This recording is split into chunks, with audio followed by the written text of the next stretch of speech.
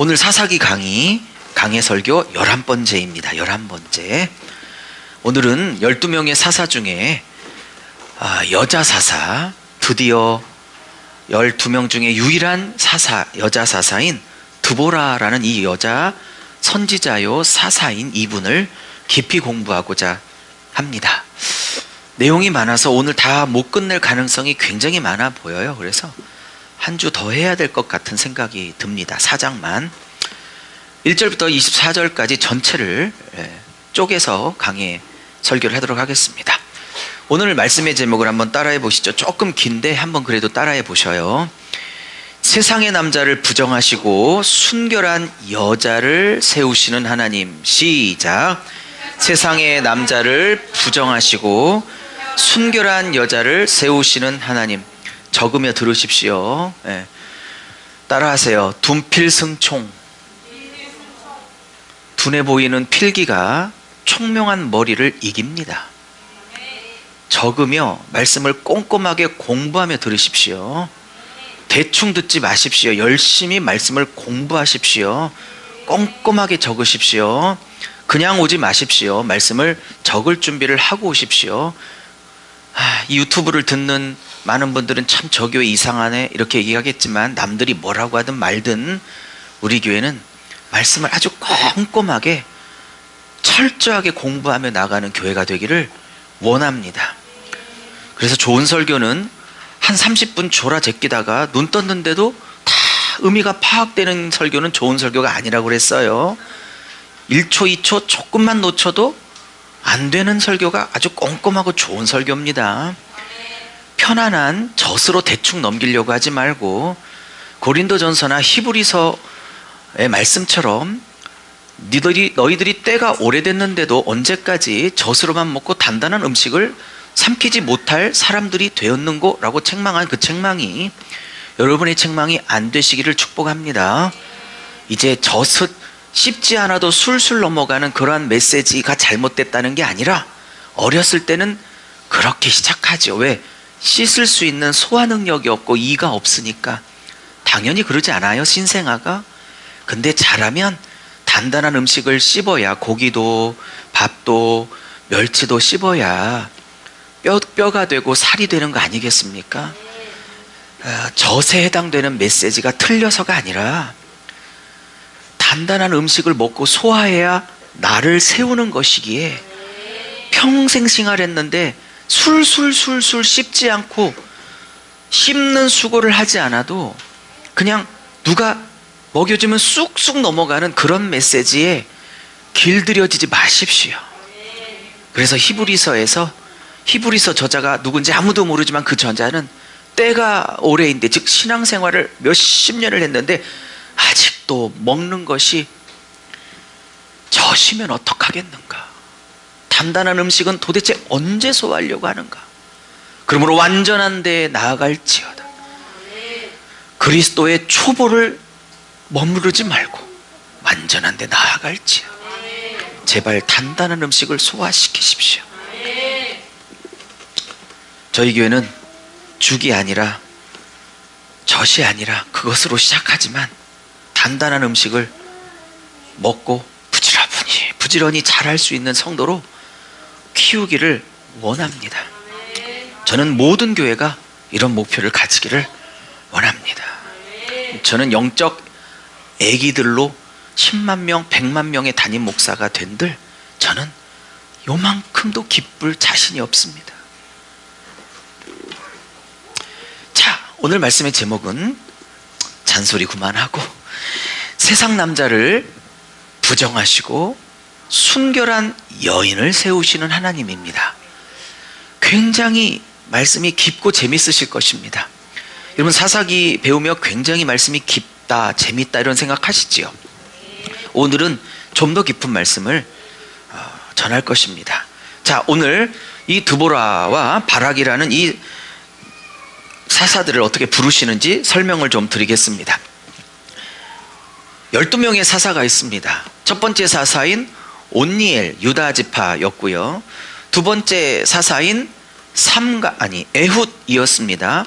오른손을 쓰지 못했다라는 왼손잡이 사사 에훗을 우리는 공부했습니다. 자, 그리고 3장 31절 딱 한 절밖에 나오지 않는 그 짧은 절에서 소개되고 있는 삼갈, 아낙의 아들, 즉 가나안의 여신인, 다산의 여신인 그 아들, 아낙의 아들, 그래서 아버지가 아낙이란 뜻이라기보단 이 삼갈이 가나안 여신인, 즉 다산과 전쟁의 여신이기도 한 이 아낫이라는 여신에게 어렸을 때부터, 태어날 때부터 바쳐진 존재였다라는 걸 말하는 것이지, 그 아비가 아낙이었다 이 얘기를 하고 있는 게 아닙니다. 오늘 드보라도 랍비돗이라는 남자의 아내인 것처럼, 그래서 그 남편이 랍비돗이다 이렇게 말하는 것처럼 보이지만 사실은 다른 뜻이 있는 겁니다. 어쨌든 우리는 온니엘, 에훗, 삼갈 이 세 명의 사사를 배웠습니다. 우리는 배우면서 도대체 하나님께서 쓰시기에는 참 턱없이 부족하는 사람이다. 그런데 하나님은 꼭 이런 사람들을 들어 사용하시는구나 라는 원칙을 배웠습니다. 자, 이 원칙은 오늘 네 번째 사사 드보라와 바락에게도 그대로 적용이 됩니다. 자, 이제 에훗이 죽었습니다. 물론 두 번째 사사이지요. 그러나 에훗과 드보라 사이에는 세 번째 사사 삼갈이 존재한다고 말씀을 드렸습니다. 그런데 이 삼갈은 에훗 시대 때 같이 활동했던 사사라 말씀을 드렸습니다. 그러므로 시간적 순서를 보면 에훗 삼갈이 같은 시대고, 이제 에훗 삼갈이 마무리되자 오늘 4장 1절에 에훗이 죽은 후 이렇게 나오지요. 그러면서 바로 그 다음에 드보라 여자 사사를 일으키신 겁니다. 자, 배경을 설명드리면 에훗이 죽은 후에 이제 또다시 범죄하였다 그랬습니다. 보니까 4장 1절에 에훗이 죽은 후 이스라엘 자손이 또 여러분, 사사기를 보면 계속 강조되는 단어가 몇 단어가 있는데 그 중에 하나가 또라는 단어입니다. 제가 이 히브리어를 알았는데 잠시 기억이 안 나네요. 어쨌든 또 가끔 우리 아내가 제가 뭘 안 치우면 목사님 또 그 다음에 하는 말 좀, 우리 집은 딱 두 개로 통합니다. 또 그 다음에 좀, 이 단어로 항상 집안 대화가 이어지죠. 또 그 다음에 제발 좀 이라는 말에 다 들어가 있는 거죠. 제발 좀. 또라는 단어가 계속 반복됩니다. 저 21장까지 우리는 또를 반복하는 인생일 수밖에 없다는 것이 오늘 첫 번째 나누고 싶은 메시지입니다. 자, 오늘 나누는 게 많기 때문에 배경 설명하고 요점을 다시 정리하기에는 시간이 너무 촉박해서 배경을 설명하면서 동시에 하나씩 메시지를 정리해 갈 겁니다. 자, 첫 번째입니다. 4장 1절에 여호와의 이스라엘 자손이 여호와 앞에 또 그 목전에서 악을 행했다. 여기에 첫 번째 메시지가 있습니다. 적으십시오. 첫 번째, 사람에게는 소망이 없습니다. 오직 하나님의 은혜와 열심만이 소망일 뿐입니다. 할렐루야. 이게 첫 번째 메시지입니다.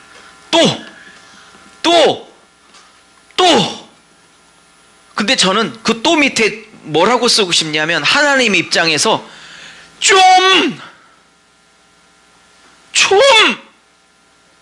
제발 좀, 우리 아내 생각이 많이 났어요. 목사님 뭐 묻지 마, 뭔 사건인지는. 그런 게 있어. 제발 좀. 여기 또에 바로 밑에 써놓으세요. 제발 좀.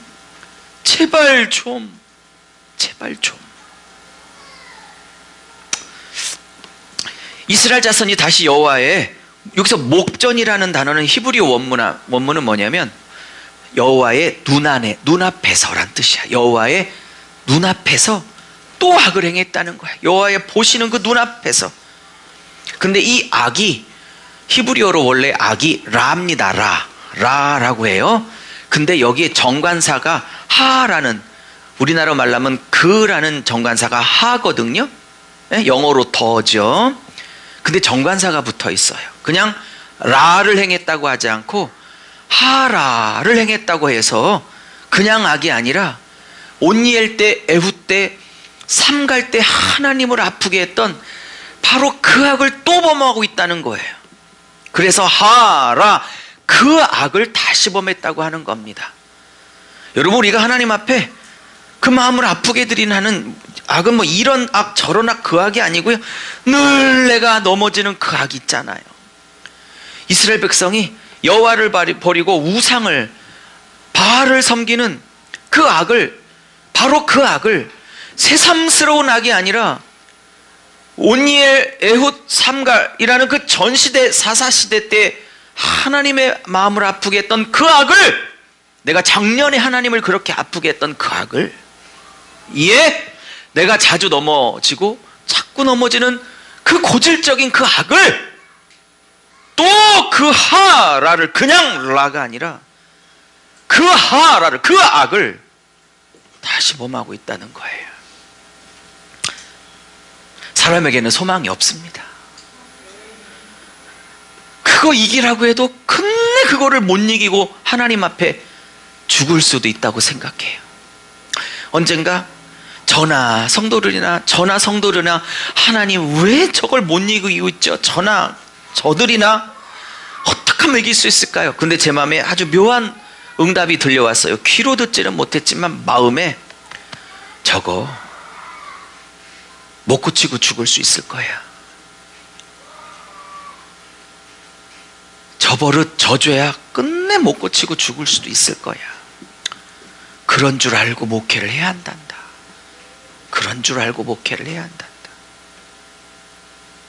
그렇다고 이 말씀이 여러분에게 안 고쳐도 되겠다라는 것으로 받아들이지 마십시오. 저를 보십시오. 사사기 오늘 11번째인데 6번째 설교를 저는 정확하게 제목을 기억하고 있습니다. 교회는 죄와 싸우는 것을 가르치는 곳입니다라고 제목을 정해서 선포하였습니다. 우리 교회는 젖을 먹이는 교회가 아니에요.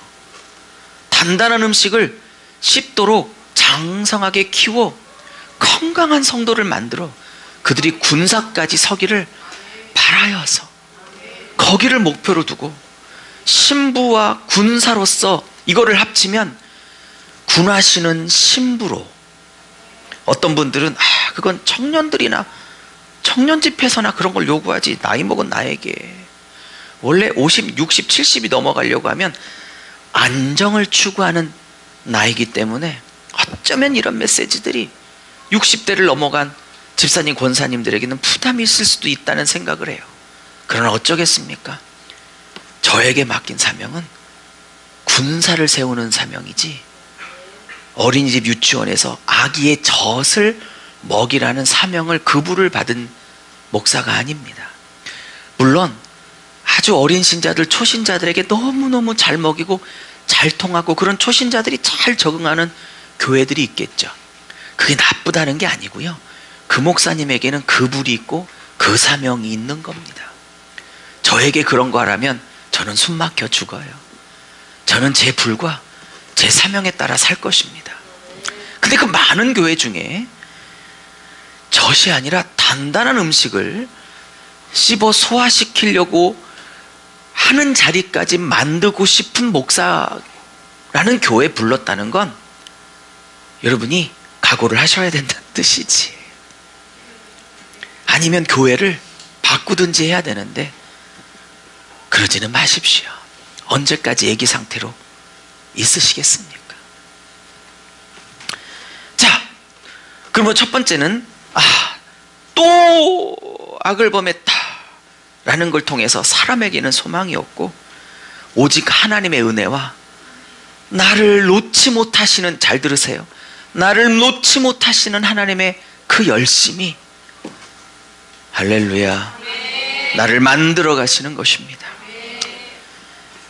두 번째입니다. 따라해 보시죠. 따라해 보시죠. 크게.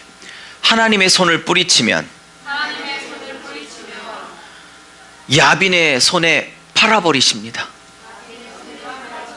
자, 이게 무슨 얘기냐면 또 악을 범하니까 2절, 하나님께서 하솔을 통치하고 있는, 하솔은 가나안 땅 저 북쪽에 있는 하솔입니다. 나라 이름입니다.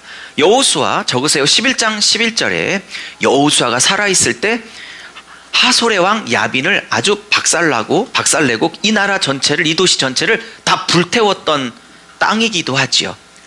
근데 어느덧 이 나라가 다시 세력을 규합하여 이 사사시대 때 다시 오히려 이스라엘을 압제하는 큰 나라로 다시 전력을 회복했다는 걸 알 수 있습니다.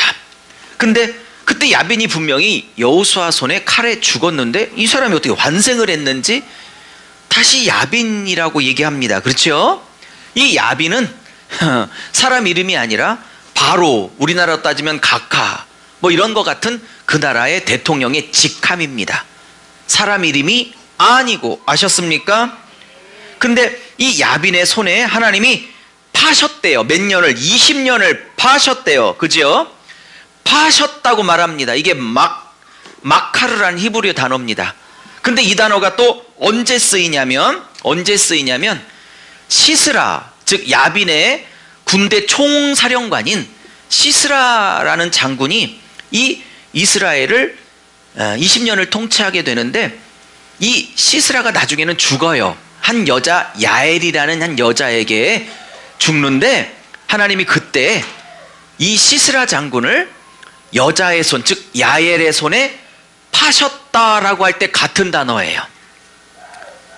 그래서 20년을 야빈의 손, 구체적으로 말하면 실제적으로는 시스라의 손에 20년을 파셔서 20년 동안 죽도록 고통을 당하게 하십니다. 그래서 야빈이 고용했던 장군이 바로 시스라입니다. 철병거 900대를 거느리고 이스라엘을 유린했던 적군의 장군이지요. 근데 이 시스라의 이름의 뜻이 참 재밌습니다. 오늘 왜 제가 적으라고 아까 말씀드렸냐면, 너무 많은 사람이 6, 7명이 나와가지고요, 이 6, 7명을 꼼꼼히 정리하지 않으면 머리가 쥐가 나실 것 같기 때문에 정리하라 하신 겁니다. 자, 그러면 잘 보십시오. 이제 이름이 계속 나오기 시작하는데, 먼저 가나안 땅의 왕, 하솔의 왕 야빈부터 정리하겠습니다. 절 보십시오. 야빈은 뭐냐? 이해력이 풍성한 자, 이해를 잘하는 자라는 뜻을 갖고 있습니다. 웬거려? 이게 이 사사기를 누가 썼는지 모르지만 저는 뭐 거의 천재라고 생각합니다. 사사기의 저자가 아무도 몰라요, 누가 썼는지. 보수신학은 사무엘 선지자가 사사기도 쓰고 사무엘 상도 썼다고 얘기하지만, 요즘 학자들은 아무도 사사기의 저자를 사무엘로 믿는 사람 없습니다. 아무도 모릅니다. 그러니 천국 가야만 알 수 있을 것입니다. 자, 어쨌든 누가 됐든 아무 관계 없어요, 저자가.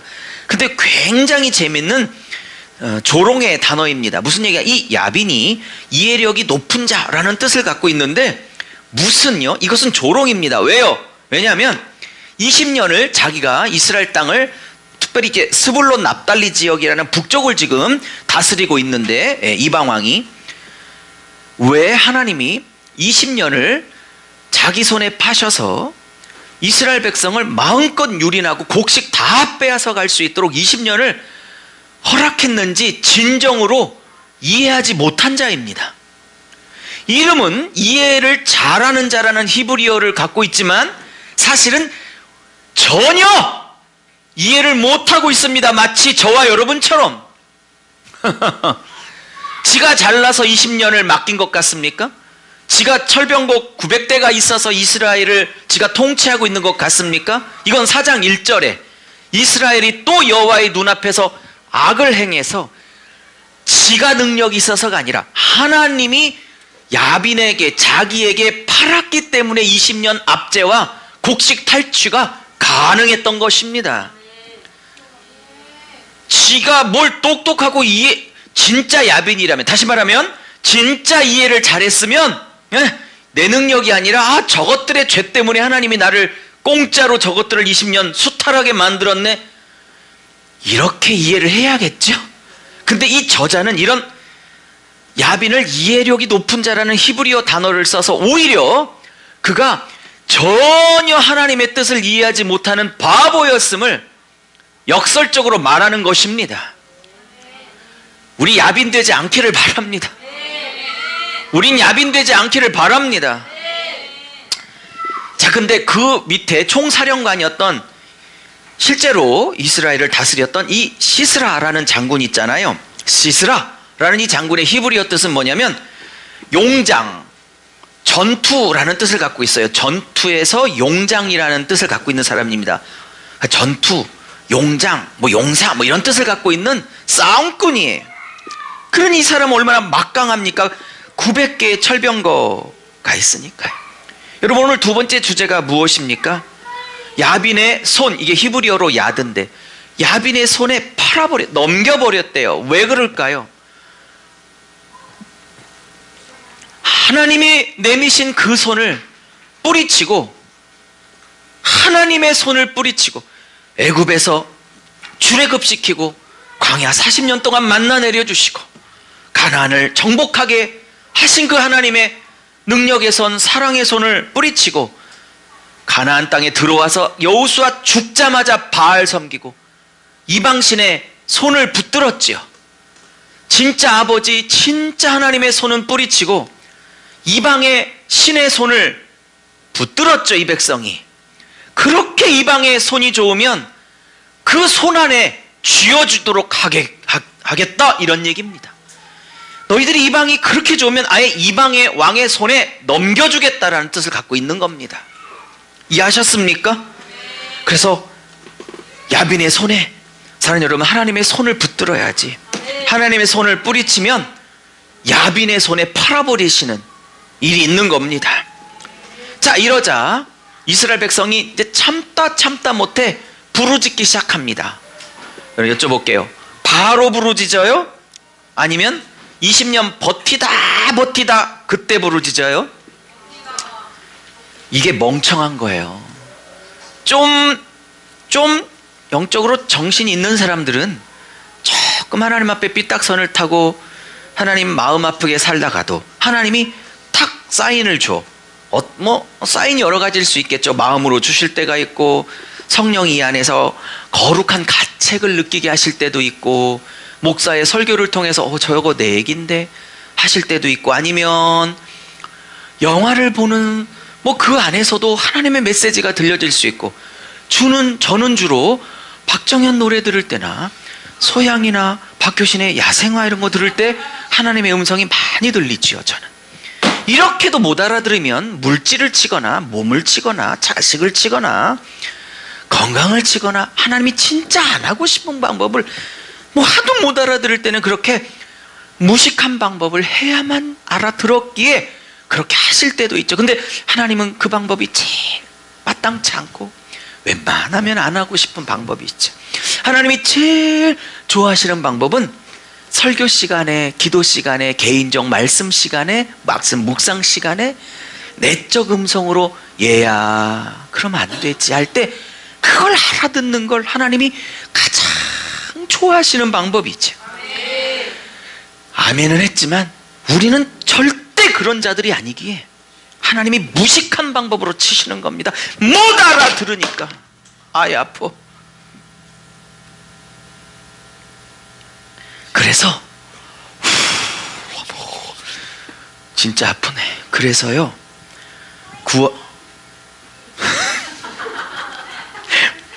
그래요. 제가 이거 쳤다고 기계가 나에게 회개하라고, 죄송합니다. 순간 흥분한 걸 그 기계에게 회개합니다. 부르짖습니다. 물론 회개의 부르짖음이 아니고요, 이 문제가 아프니까, 그냥 너무 아프니까 부르짖기 시작해. 진짜 하나님 앞에 돌아올 마음도 없어. 근데 하나님이 이거를 듣고 또 사사를 세우신답니다.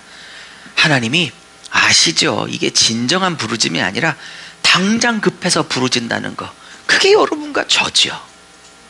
진짜 회개하려고 부르짖어요? 너무 급하니까 일단 문제 때문에 부르짖고 봐요. 우리는 두 번째라니까. 1번이라고 우기고 있는 분들 그러지 않습니다. 근데 하나님이 이걸 왜 허락하시냐면, 뻔히 동기가 안 좋은데도 왜 이 기도를 들으시냐면, 잘 들으세요. 이 문제를 갖고 당장의 문제를 해결을 위해서 부르짖다가 참된 회개로 들어올까봐 그 다음을 기다리셔서 문제를 가지고 급해서 나오는 걸 허락하시고 기뻐하시는 거예요. 왜? 그 자체보다는 그렇게 하다가 진짜 기도를 하게 될까 봐 그 다음을 기다리시느라고. 그래서 문제 갖고 나오는 것도 괜찮아. 근데 문제를 줬는데도 안 나오는 것들은 진짜 아주 미치고 발딱 뛰겠는 거지, 하나님께서. 자, 세 번째 얘기입니다. 자, 세 번째 메시지. 오늘 총 7개라 그냥 이 세 번째만 하고 네 번째부터는 다음 주로 미루겠습니다. 사실 본론은 다음 주인데, 자, 보세요. 세 번째 얘기입니다. 오늘 제목과 같습니다. 세상 남자를 부정하고 순결한 여인을 세우시는 이유가 무엇일까요? 라는 겁니다. 오늘 본문은 두 남자와 두 여자를 소개합니다. 근데 이 남자를 완전히 땅바닥에 낮추고 수치를 주고 모욕을 주는 본문입니다. 즉 남자는 안 돼 라는 본문이고 연약한 여자를 써 라는 본문입니다. 그래서 여성 신학자들 중에, 여성 신학자가 다 나쁜 게 아니에요. 그냥 신학자 중에 여성이란 뜻이에요. 저는 그냥 객관적으로 그들분 중에 조금 더 치우쳐서 페미니즘 신학을 하는 사람들이 있습니다. 남자와 싸워서 여자가 그 위에 올라서려고 하는 신학들이 있어요. 균형이 또 깨진 거예요. 그러니까 성경 안에 이스라엘 문화가 숫자를 셀 때도 오병이어 가지고 5,000명을 먹었다 할 때도 남자만 숫자 센 거지 아내나 아이들은 안 센 숫자잖아요. 그래서 여자들이 히브리 문화 가운데 이렇게 인격적 취급을 못 받고 있기에 여자 교수님들, 신학자들은 이렇게 전 본문을 통해서 특별히 사사기는 더 좋아하죠. 이 드보라는 열광하는 본문이죠, 여성 신학자들이. 그래서 한을 풀어내는 본문입니다. 이해는 가는데 이게 지나쳐 페미니즘 신학으로 가면 안 되는 겁니다. 이것은 뭐 제가 페미니즘에 관해서 논하려고 하는 건 아니고 잘 알지도 못하지만 오늘 지금 봐요. 드보라가, 자, 마지막 설명하고 마칠게요. 한 10분 안에. 잘 들어요. 하나님이 이 20년의 통치 야빈과 시스라의 손에 팔아 20년을 지금 압제를 당할 때 20년 만에 기도를 해요. 근데 참 재밌는 건 온니엘을 하나님이 일으켜 세울 때 그 이방왕이 8년을 괴롭히고 있을 때 8년 만에 나타났어, 온니엘이. 맞습니까?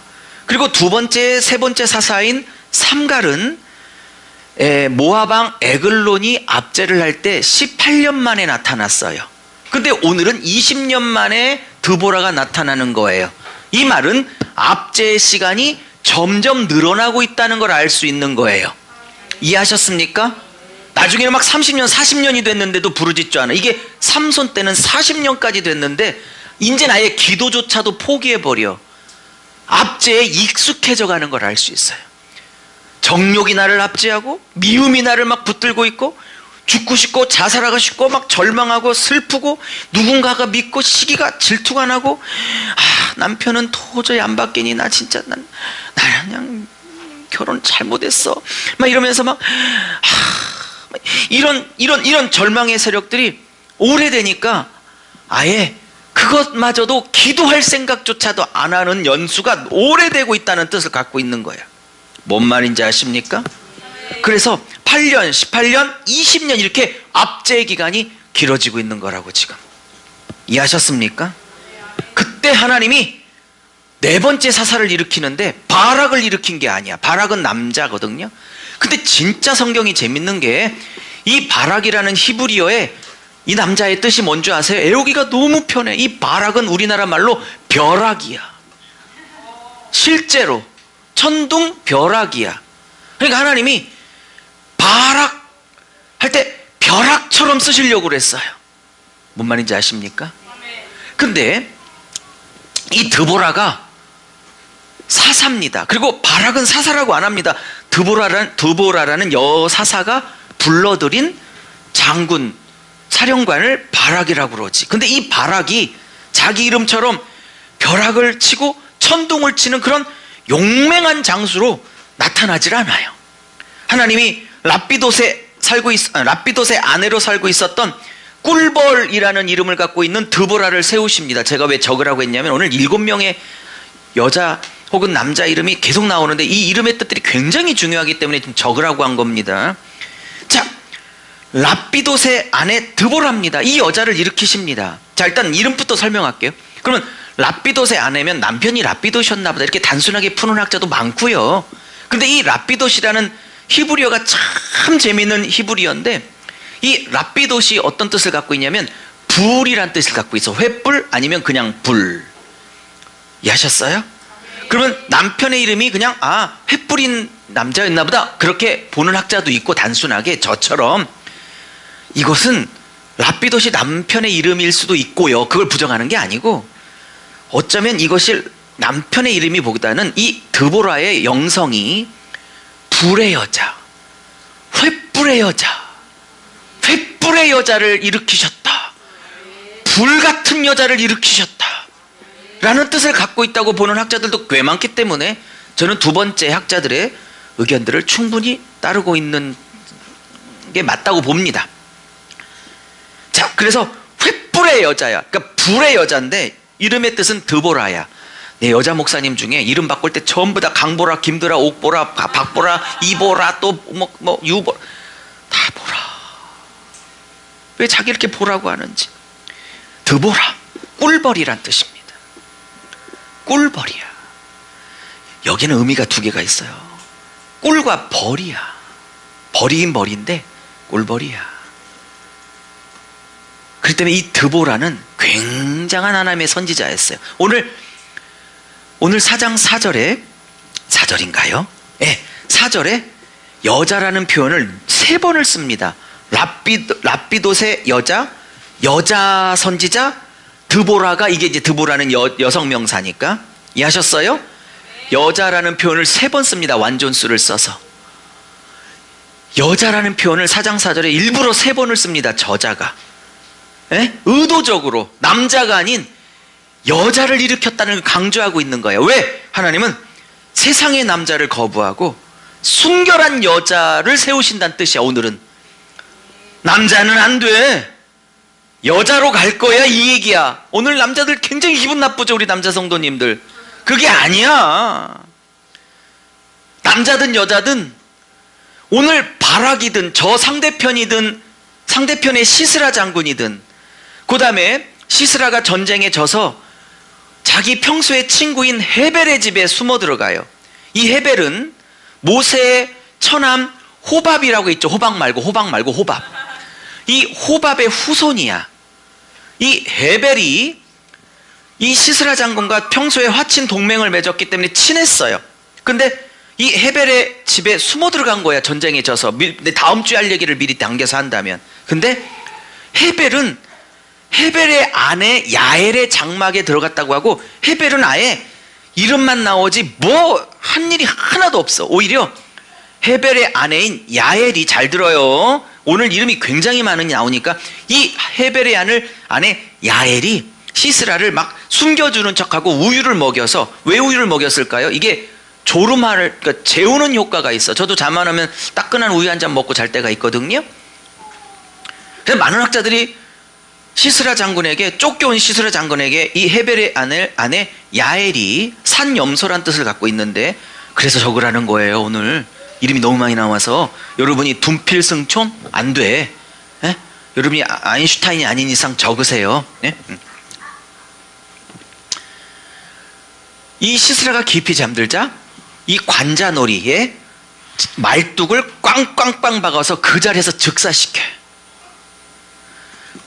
드보라는 바락 장군을 불러 시스라를 처리하라고 했는데, 하나님은 사실은 여자에게 시스라의 마지막 죽음을 맡겨.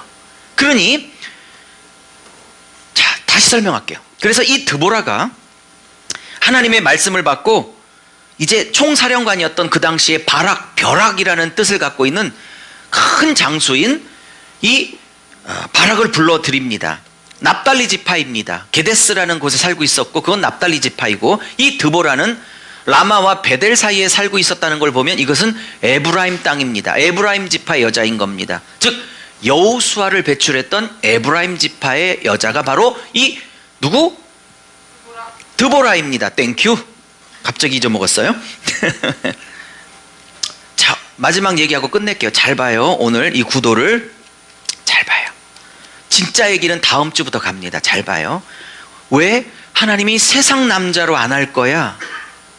나는 순결한 여자로 할 거야 라고 제가 제목을 잡았는지 잘 보십시오. 그러니까 오늘 여기에 우리 성도님 중에 남자 성도님들 여자 성도님들 관계없이 세상 남자가 되지 말고 오늘 드보라와 야엘과 같은 순결한 여자로서 내가 너희들을 사용하고 싶다, 이 얘기를 하고 싶은 거야. 왜냐하면 세상 남자, 즉 바락, 또 시스라 장군, 또 아무 일도 안 했던 헤벨, 이 세 남자는 하나님이 부정하세요. 왜?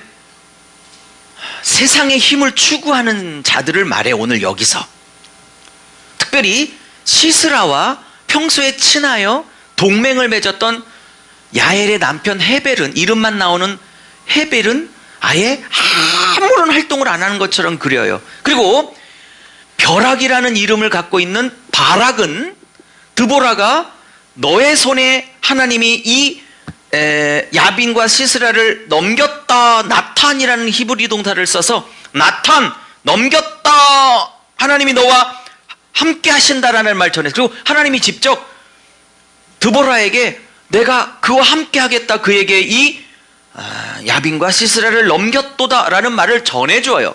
그러면 하면 되잖아? 근데 이렇게 말합니다. 납달리에와 스불론의 용사, 이 북쪽 지파예요. 12지파 중에 저 북쪽에 있는 두 지파인데 1만 명을 이제 이끌고 다볼산으로 옮겨갑니다. 그리고 그 다볼산 밑에 기손강이 있는데 기손강 근처에 비로소 무깃도라는 평지가 있는데, 좀 어렵죠? 다볼산 밑에 기손강이 흐르고 있고 그 옆에 무깃도 평지가 있는데, 여기는 대대로 전투하는 곳이야. 평지기 때문에. 오케이? 거기에 시스라의 군대와 철병거 900대가 맞짱을 뜨고 있는 거예요. 그런데 그때가 기송강인데, 평소에 강이면 여기에 철병거를 놓으면 다 빠져가기 때문에 도저히 넣을 수가 없죠. 근데 여기가 지금 건기야. 에? 근데 나중에 다음 주에 배우겠지만 건기인데 5장 21절에 보면, 그러니까 4장은 이겼다라는 사건이고 5장은 그 이긴 것에 대하여 드보라가 시를 지어서 하나님 앞에 노래를 하는 게 5장이야. 그러니까 4장은 사건, 5장은 이것에 대한 찬양의 시. 됐습니까?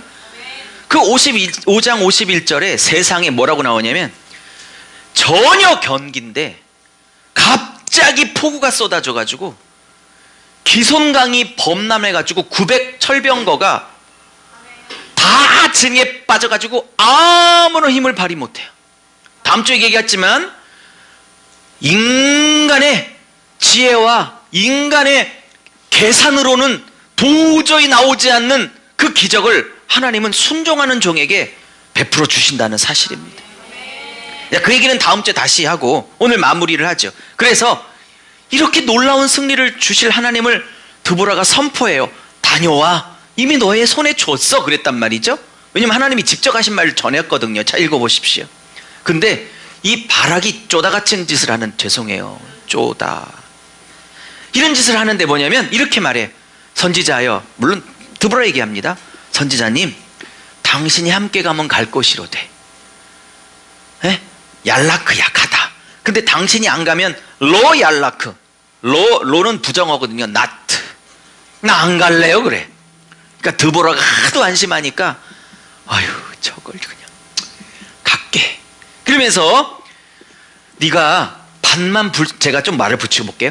네가 반만 순종했기 때문에, 하나님이 너와 함께 한다는 것을 온전히 신뢰 안 했기 때문에 이기긴 이기로되 영광을 취하지는 못할 것이라. 이 말은 고대 전쟁의 영광을 취한다는 건 적장의 목을 베는 걸 말해. 적장을 죽이는 영광을 말해. 이해하셨죠? 이기긴 이길 것이로되 최후 영광은 여자, 야벨에게 돌아갈 것이라고 예언을 해버려. 이게 바로 야엘이 되는 거예요. 헤벨의 아내 야엘이 됐습니까? 자, 말씀을 정리합니다. 그러면 오늘 2명의 여자와 3명의 남자를 대조해요. 연약하디 연약한 주부, 가정주부 출신 드보라, 그리고 모세의 처남인 호밥, 겐자손이죠. 이스라엘 12지파도 아닌 이방인 출신 호밥의 후손인 헤벨의 아내 이 야엘도 겐족 속의 여자라고 봅니다. 학자들이 다. 잘 밟아요. 말씀 마무리할게요. 내노라 하는 바락, 벼락이란 뜻을 갖고 있는 것은 지금 쪼다 역할을 하고 있죠. 그리고 헤벨이라는 야엘의 남편은 왜 시스라라는 이방 장군과 동맹을 맺었겠어요? 잘 들어요. 세상의 힘과 연합하여 세상의 힘을 추구하여 자신의 안전을 추구하는 세력입니다. 바락은요, 여선지자 드보라를 의지하고 있는 자예요. 그러니 오늘 굉장히 어려운 메시지이기도 하지만 굉장히 깊은 뜻을 담고 있는 거예요. 제가 무슨 얘기를 하고 있는지 여러분 이해하시겠습니까? 그러니 바락, 야벨의 남편 헤벨, 그 다음에 철병고 900대를 갖고 있는 이 시스라, 그죠? 세상의 힘을 추구하고 있는 이 남자들은 안 돼! 라고 말하는 것이고, 오직 평범한 주부요, 평범하게 살고 있는 헤벨의 아들 야엘, 여기 나오고 다시는 안 나와. 성경에 딱 한 번 나오는 여자야. 이런 여자들을 통해서 이스라엘 백성을 구원한다, 그런 얘기입니다. 그러면 잘 봐요. 성경에서 여자는 뭐름이에요? 이걸 개념을 잡아야 돼. 성경에서 말하는 여자는 이 드보라와 야엘이 왜 이렇게 남자들이 못하는 그 어마어마한 일을 해냈냐면, 성경에서 말하는 여자는 남편인 하나님 혹은 남편인 예수만 의지하는 자들을 상징하는 게 여자야. 그럼 여기서 바락, 헤벨, 시스라, 야빈 4명이 나오네요. 참, 이 4명의 남자들은 그냥 남자가 아니고 하나님 혹은 예수님이 아닌 세상의 힘을 의지하여 인생을 살아가는 자들을 대변하여 남자라 하는 거예요, 지금. 그래서 오늘 세상 남자를 부정하시고 남편만을 의지하는 순결한 신부, 아내, 여자들을 세워 하나님이 구원하신다라는 얘기를 깊지만 복잡하지만 아주 단순하게 말하고 있는 것이라고요. 그러니 우리는 남성이든 여성이든 오늘 다 세상 힘을 추구하는 남자가 되지 말고 순결하게 신랑의 힘만을 의지하여 사는 드보라와 야벨과 같이 그렇게 살아갈 때에 하나님이 우리 주변에 달려 들어오는 야빈과 시스라를 능히 이기게 하시고 다음 세대를 살려내게 하시고 영혼을 구원하게 하시고, 무려 이 승리 때문에 압제는 20년 당했는데 야빈이 다 끝나니까 40년 태평성세가 오잖아요. 이스라엘에게 40년은 한 세대를 맡겼다는 뜻이야. 한 세대를 책임질 교회가 되시기를, 그렇게 세우시기를. 그래서 남자들은 오늘 아무 일도 못하게 만드시는 거라고. 좀 어려웠지만 다 이해하셨을 줄 믿고 하나님께서 우리를 그렇게 세우실 줄로 믿습니다.